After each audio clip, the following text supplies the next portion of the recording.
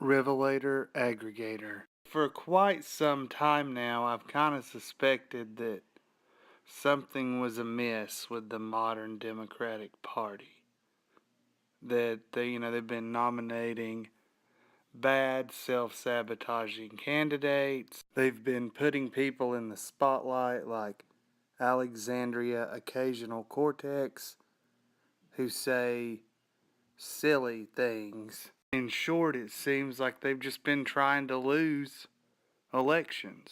Or like they just want to be a regional party or a coastal party or a city party. And the simple solution, at least the most intuitive, obvious solution, is that they have terrible management and leadership. But I think it goes way deeper than that. As I see it, there's an overarching theory that explains it all, but you can divide that overarching theory down into two potential possibilities.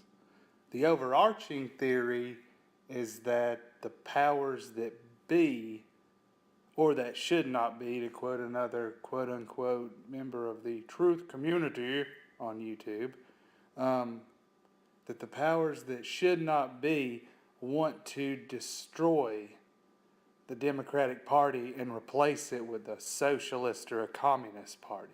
Now, sub-potential possibility number one is that the powers that should not be have bribed or compromised or paid off their elected Democratic minions to throw the fight and take one for the team and basically self-destruct. Perhaps with the implied or express promise that room will be made for their future in the big pinko socialist commie tent that they're going to be replaced with. Potential sub-theory number two basically leads me into an analysis of an article in the most recent weekend edition of the SJW WSJ. But before I get to that, the second potential possibility is that the powers that should not be are basically using their lackeys and minions and toadies in the Mockingbird media to subtly destroy and defame and tear down the Democratic Party, all while making it look like they're actually on the side of the Democratic Party.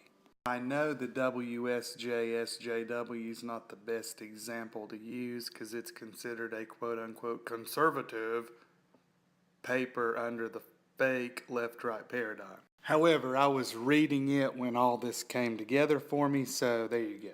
Let's go to Virginia, shall we? The current crisis in the Virginia Democratic Party crystallized it all for me, starting with old racist baby-killing Ralph Northam.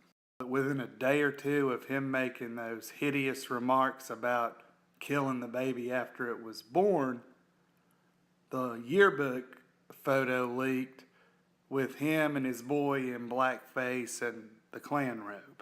At first, members of the quote-unquote truth community on YouTube were speculating that some pro-lifer saw to it that that photo was leaked, knowing the shock and outrage it would cause after those comments.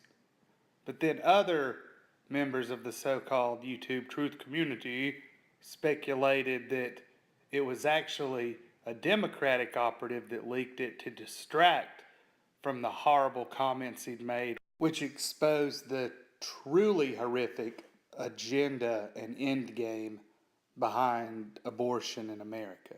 In my humble opinion, this second theory is more likely. And then, like kicking a man when he's down, the powers that should not be attack this lieutenant governor in Virginia, Justin Fairfax. Now, the reports against him may be legitimate. I don't know. I do think it's strange that they're from like 10 years ago Well, no, 14 years ago and 19 years ago. Fairfax first ran for office in 2013 and was elected lieutenant governor in 2017.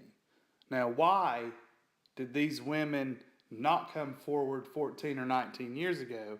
But even more so, when he came into public prominence, why didn't they come forward? Why now? Hot on the heels of the exposure of old racist baby killing Governor Northam.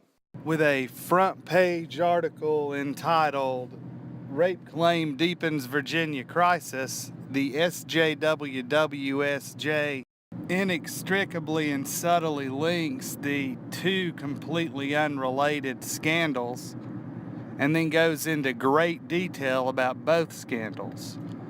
And that's why it all kind of congealed in my mind that this was a hit.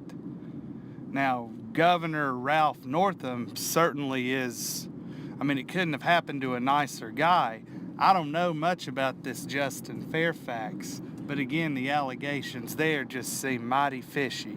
And then what also I thought was interesting was all these Democratic presidential candidates throwing everybody under the bus just as hard as they could, which lends credence to my theory that maybe the fix is in and the National Democratic Party's throwing the fight.